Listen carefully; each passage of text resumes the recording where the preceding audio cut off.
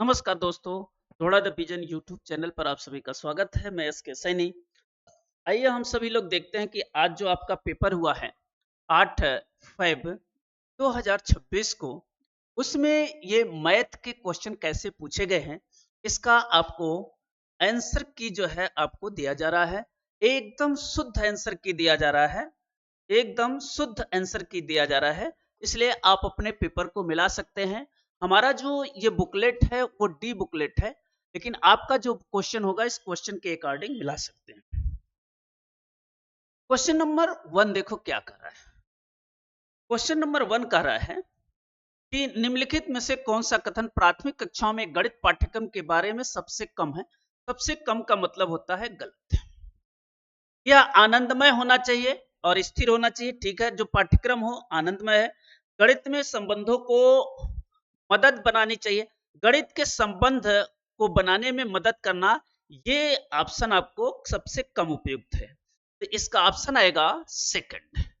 इसका जो ऑप्शन आएगा 31 का सेकंड। 32 का देखिए, क्वेश्चन नंबर 32। क्वेश्चन नंबर 32 कह रहा है एनसीएफ 2005 के अनुसार गणित पाठ्यक्रम सबसे महत्वपूर्ण गणितीय प्रक्रियाओं को शामिल होना चाहिए, जो है समस्या समाधान की प्रक्रियाओं में शिक्षण और अधिगम। समस्या समाधान की प्रक्रियाओं में शिक्षण और अधिगम। ठीक है, समस्या समाधान में सूत्रों, ये तो एकदम गलत है। तीसरा सही होगा अनुमान लगाना, सन्निकट, दिक्स्थान। तो इसका जो ऑप्शन सही होगा थर्ड ऑप्शन सही होगा। क्वेश्चन नंबर आपको है 33। 33 क्वेश्चन यहां पे दिए हुए हैं। क्वेश्चन नंबर 33 में है निम्नलिखित कौन सी गतिविधि आंकड़ों के प्रबंधन के 4 स्तर यानी कि आंकड़े एकत्रित करना, संगठित करना, निरूपित करना, प्रतिपादित करना और सबसे उपयुक्त रूप से दर्शाया गया है। क्वेश्चन नंबर 33 आएगा, यह आंकड़ों को एकत्रित कर विद्यार्थियों के, जहां पे यह तुलना करना आया है इसके कारण यह गलत होता है। विद्यार्थियों के पसंदीदा की सूची बनाना गलत हो जाएगा। विद्यार्थियों के एक कैलेंडर बनाना, यह भी गलत। इसका ऑप्शन जो आएगा वो फोर्थ ऑप्शन सही होगा। तो क्वेश्चन नंबर 33 का कौन सा ऑप्शन सही हुआ? फोर्थ। क्वेश्चन नंबर 34, ये वेन हीले की थ्योरी के अनुसार पूछ रहा है। क्वेश्चन नंबर 34, गणित की अध्यापिका मोहन को एक आयताकार कागज देते हुए कहता है आप एक वर्ग बनाओ, आयस्य वर्ग बनाओ। मोहन आयताकार कागज को एक तरफ मोड़कर वर्ग देता है। मोहन वेन हीले की थ्योरी के अनुसार कितने अवस्था में? ज्योमेट्री स्तर पे है और लेवल पूछ रहा है, ये कौन सा लेवल है? तीसरे लेवल पर है। क्वेश्चन नंबर जो है 35। क्वेश्चन नंबर 35 है, ये रीजनिंग का सवाल है। क्वेश्चन नंबर 35 में करा निम्नलिखित में से कौन सा एक सिमेट्री है? सिमेट्री क्या होती है? एक काल्पनिक रेखा होती है और एक काल्पनिक रेखा होती है। ठीक है, सिमेट्री क्या होती है? एक काल्पनिक रेखा होती है जिसके ऐसे दो भाग कर दिया जाए और जनरेटिंग लाइन के थ्रू मारा जाए तो सेम फिगर आना चाहिए, सेम फिगर प्राप्त होती है। इसका ऑप्शन आएगा 2। क्वेश्चन नंबर 35 का जो आंसर होगा दूसरा सही होगा। क्वेश्चन नंबर 36 भी यहां दिया है, ये पैटर्न का सवाल है। क्वेश्चन नंबर 36, क्वेश्चन नंबर 36 का जो आंसर आएगा वो 98 आएगा। यह रीजनिंग का सवाल है लेकिन ये सही है। क्वेश्चन नंबर आपको आया 37। क्वेश्चन नंबर 37, क्वेश्चन नंबर 37, निम्नलिखित में कौन सा वास्तविक जीवन की स्थितियों में एक उदाहरण है जो भाग को समभागी संरचना के रूप में दर्शाता है? एक पैकेट जो 10 बिस्कुट है, इसमें 5 पैकेटों में कितने बिस्कुट होंगे? एक पैकेट में 60 टॉफी है। समीर उन्हें अपने मित्रों में बांटना चाहता है, उसके हर मित्र को कितनी टॉफी मिलना चाहिए? सबसे सुटेबल इसका ऑप्शन आएगा 2। सबसे सुटेबल आंसर इसका मिलेगा 2। Question number 37। क्वेश्चन नंबर 38,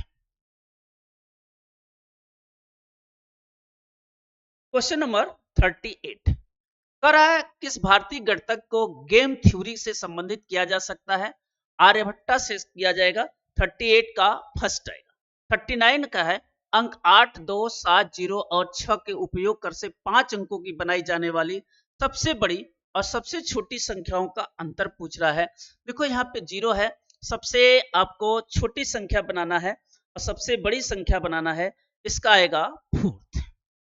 सबसे बड़ी संख्या जब बनेगी 8, सबसे छोटी 8 7 6 2 0, सबसे बनेगी 2 0 6 7 8 और इसको माइनस कर देंगे, आ जाएगा 4th।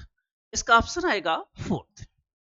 क्वेश्चन नंबर 40 में देखिए, क्वेश्चन नंबर 40, यदि एक 6 अंकों की संख्या इतना है, अगर 36 से भाग दिया जाता है 3x + 2, 36 से भाग दिया जा रहा है, यानी 6 से डिविजिबिलिटी रूल है, 6 का डिविजिबिलिटी 3 और 2 से भाग देना चाहिए। देखो 3 से भी ये चला 2 से जाएगा, 3 का डिविजिबिलिटी रूल होता है, ये 9 चला जाएगा, 7 2 9 चलाएगा, 2 2 4 और 4 3 बचेगा, तो 36 से डिवाइड होने का मतलब 3 वैल्यू आएगी और 3 त्रिक के 9 और 9 2 11 3 15, कितना आएगा 40 का आएगा 3rd, 17 आएगा। क्वेश्चन नंबर 40 का 17 आएगा। क्वेश्चन नंबर 41 देखिए, 41 42, क्वेश्चन नंबर 41, यदि एक 6 अंकों की संख्या इतना है, तो इसका बता दिया, अरे सॉरी 40 का आपको बताया 3rd, 41 यहाँ पर है। 41 का देखिए, अमित स्थान ए से प्रारंभ करने पर बी पर 4 घंटे 44 मिनट में पहुंचता है, वहां वापस प्रारंभिक स्थान पर ए पर 3 घंटे 24 मिनट में पहुंच जाता है। यदि वापस 2.5 घंटे पर पहुंचती है तो उसका स्थान ए से चलने पर कितना होगा? इसका 41 का ऑप्शन आएगा 6:44 AM पर। क्वेश्चन नंबर आपको 42, क्वेश्चन नंबर 42 देखिए, 42 में एक वर्ग के परिमाप और क्षेत्रफल के संख्यात्मक मान समान है, उस वर्ग की भुजा की लंबाई होगी, जब इसकी वैल्यू बराबर है तो इसकी क्या हो जाएगी? ऑप्शन नंबर दूसरा सही होगा, 2 इकाई होगी। सॉल्व करेंगे, आ जाएगा। क्वेश्चन नंबर 43, क्वेश्चन नंबर आपके पास है 43, निम्नलिखित में से कौन सा गणित में मूलभूत स्तर पर अधिगम प्रतिफलों के लिए सबसे कम उपयुक्त है, माना गलत है? तो 43 का आएगा 4, सही है। 43 का जो क्वेश्चन आएगा वो आएगा 4। मुख्य रूप से योगात्मक आकलन जहां आता है वो गलत होता है। योगात्मक आकलन क्या होगा? गलत होगा। तो इसमें सबसे कम उपयुक्त होगा कौन होगा? 4th सही होगा। समेटिव असेसमेंट जहां आता है ना वो गलत होता है, और फॉर्मेटिव असेसमेंट जहां आता है सही होता है। ये समेटिव असेसमेंट की बात कर रहा है। क्वेश्चन नंबर 44 देखिए, क्वेश्चन नंबर, ये दो संख्याओं का एलसीएम 18 है, इनमें से कौन सी संख्या इसका एलसीएम नहीं हो सकता? तो देखो 18 के टेबल में जो नहीं आएगा वही होगा, 18 के टेबल में 144 नहीं आएगा, यही होगा।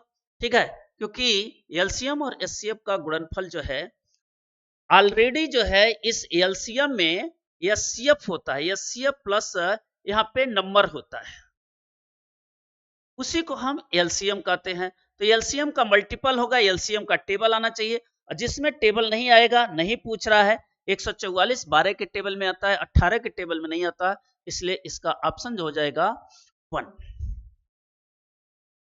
क्वेश्चन नंबर 45 देखिए, क्वेश्चन नंबर 45 है कि संख्या इतने में दोनों में 8 के स्थानीय मानों का अंतर निकाल सकते हैं। यहाँ का 8 का स्थानीय मान, यहाँ के 8 का स्थानीय मान, यहाँ के 8 का स्थानीय 2 2 4 5 0 हो जाएगा, और यहाँ के स्थानीय मान 800 हो जाएगा। दोनों को माइनस कर देंगे तो 85 का आएगा 3rd।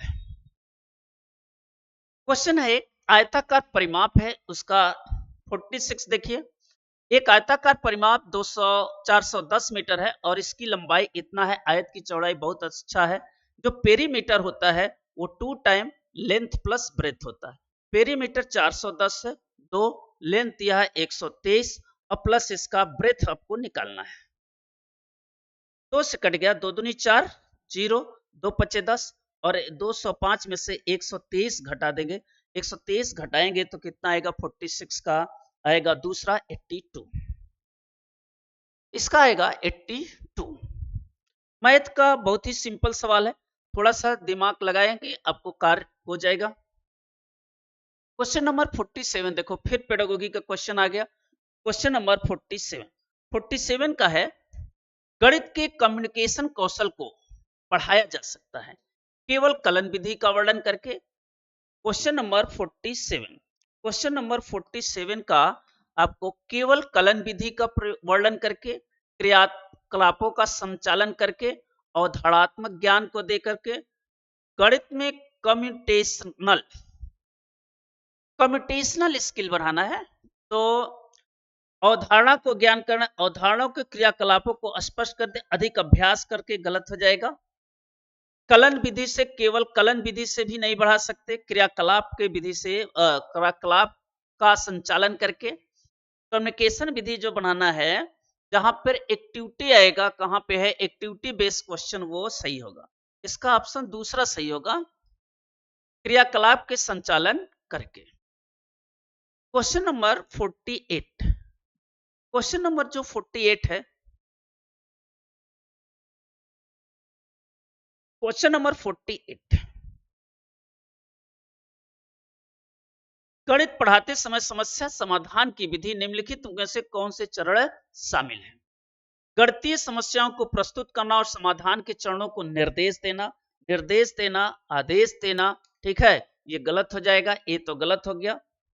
इसके बाद विद्यार्थियों को वर्तमान समझ के आधार पर एक कार्य सृजन कराना, दैनिक जीवन के उपयोग सही होगा। शिक्षार्थियों को सक्रिय रूप से, सी और डी सही होगा। सी और डी का मतलब इसका ऑप्शन चौथा सही होगा। क्वेश्चन नंबर आपके पास है 49, क्वेश्चन नंबर यहां पे है 49, क्वेश्चन नंबर आपके पास है 49 है, निम्नलिखित में से कौन सा एक सृजनात्मक चिंतन आधारित कार्य का उदाहरण है जो ग्रेड 5 के विद्यार्थियों को दिया जाता है? ठीक है, क्वेश्चन नंबर 49 का आएगा दूसरा, कालक जोड़ना और 415, ये तो गलत हो जाएगा। सूत्र की सहायता से आयत का क्षेत्रफल बनाना, ये सृजनात्मक। एक आयत जिसकी लंबाई उसकी चौड़ाई की आधी है, उसका क्षेत्रफल ज्ञात करना, यह भी है। 7 का पहाड़ा बताना। तो इसमें सबसे ज्यादा सुटेबल जो आएगा आंसर जो है ना, सेकंड ही आएगा। क्वेश्चन नंबर 49 का सेकंड ही आएगा, क्योंकि आयत की लंबाई ये फिक्स आंसर देगा, ये फिक्स आंसर देगा, ये भी फिक्स आंसर देगा। जोड़ना है, पहाड़ा लिखना है, ये भी फिक्स आंसर देगा। इसका ऑप्शन आएगा second. Question number 5015, question number 5015, Radha ने चावल के 9 बोरियां खरीदी, उसमें से प्रत्येक चावल का भाग 9 केजी इतना ग्राम है। एक बोरी के चावल का कुल भार कितना होगा? क्वेश्चन नंबर 50 का आंसर आएगा थर्ड। क्वेश्चन नंबर 51, एक त्रिभुजाकार पिरामिड है, एक त्रिभुजाकार पिरामिड है, ऐसे त्रिभुज है और उस पे एक पिरामिड बनाता है। पिरामिड जो है सभी बिंदुओं को एक ही जगह जोड़ता है, पिरामिड है। तो इसमें पूछ रहा है 51 में कि इसमें कितने फलक होंगे। देखो, एक इधर, एक इधर, एक इधर, एक नीचे, 4 फलक होंगे और इसके 4 किनारे होंगे, 1 2 3 4। इसमें 4 फलक और 4 किनारे होंगे। तो क्वेश्चन ठीक है आपका। Question number 52, question number 52, question number 52 में है कि सुश्री राजलक्ष्मी प्राथमिक कक्षा की गणित की एक शिक्षिका स्थानीय मान की अवधारणा से शिक्षण के लिए विभिन्न प्रकार के ठोस वस्तुएं, माचिस, तीलियां, बंडल, आइसक्रीम, डंडियां बिखेर रही हैं।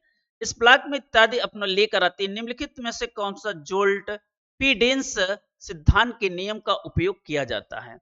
क्वेश्चन नंबर 52 का आएगा बोधात्मक प्रत्यात्मक प्रयोग। यह मैथमेटिशियन है जिनका नाम है, तो उन मैथमेटिशियन ने जो दिया था फार्मूला, यही दिया था, बोधात्मक जो है थ्योरी दिया था। तो इसकी जो थ्योरी है ये है fourth. Question number 53, question number 53 में देखेंगे निम्नलिखित में से कौन सा भिन्न अवरोही क्रम में है, डिसेंडिंग ऑर्डर में लिखना है। तो यहाँ पे है 3/4, 4/5, 5/6, तो 53 का आएगा 4। ठीक है। Question number 54, question number 54 pedagogy के इस बार सवाल दिया हुआ है इस बार जो है आपके कैलकुलेशन के कम सवाल दिए हैं। 54 देखिए, निम्नलिखित कथनों में कौन सा कथन सही नहीं है, यानी गलत बताना है। और गलत बताना है तो 54 का जो क्वेश्चन होगा 3, एक प्रतिवर्ती कोण 180 अंश से बड़ा होता है परंतु 380 अंश से छोटा होता है। सबसे गलत यही है चारों ऑप्शन से। क्वेश्चन नंबर 55 यहाँ पे दिया हुआ है। क्वेश्चन नंबर 55 देखिए, कह रहा है 1 से 50 तक की संख्याओं में कितने अभाज्य संख्याएं होगी। ये बताए थे आपको कि 1 से 50 तक की कितनी अभाज्य संख्याएं होगी। अगर आपने लिखा है अभाज्य युग्म होगी, पेयर होगी, तो पेयर होगी तो 7 होगी, क्योंकि 1 से 50 तक टोटल 10 होती हैं और 10 में से 2 है, 3 है, 2 निकलेगा, 3 निकलेगा, 5 निकलेगा, 7 निकलेगा। 2 3 5 7 तो युग्म के रूप में पूछ रहा है। 1 से 50 तक लिखेंगे, 1 से 50 तक लिखते हैं तो कितने आते हैं 10, और 51 से जो है सॉरी 1 से 50 तक लिखते हैं तो इसका जो ऑप्शन आएगा वो आएगा आपका फर्स्ट। 1 से 55 का फर्स्ट 7 आएगा।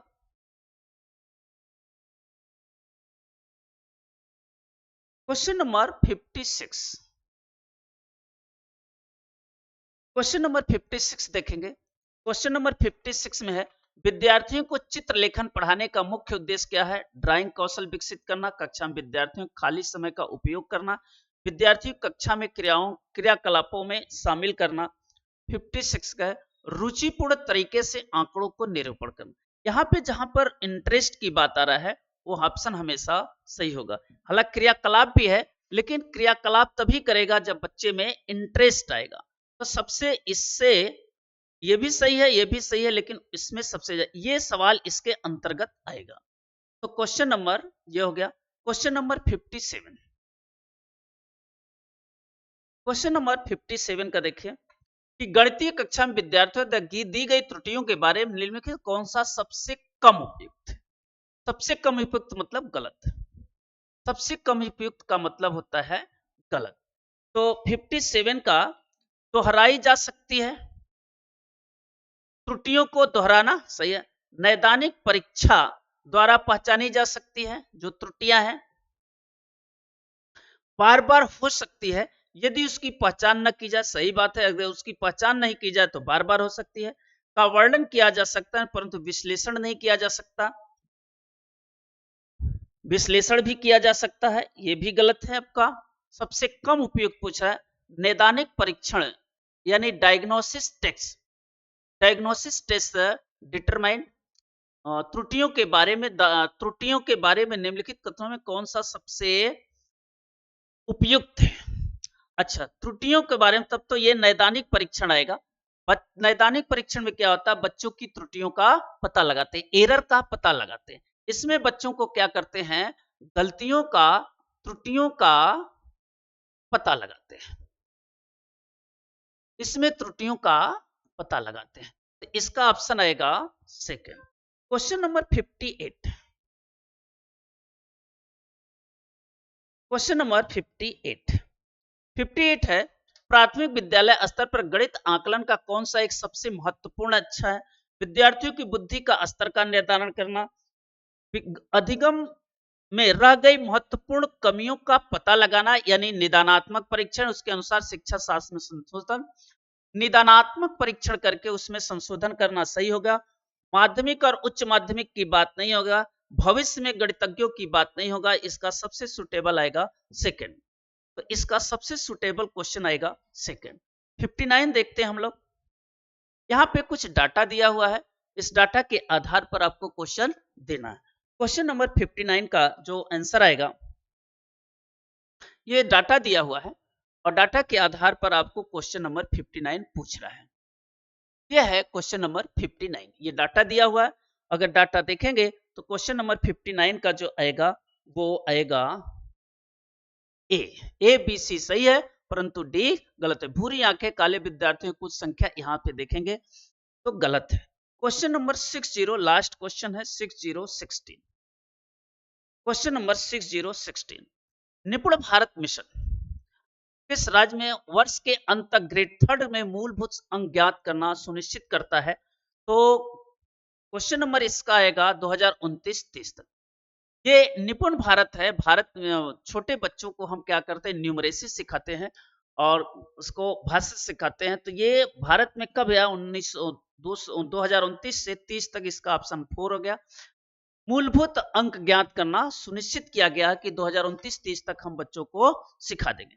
इस तरह से आपको जो है 30 क्वेश्चन के मैथ के आंसर मिले।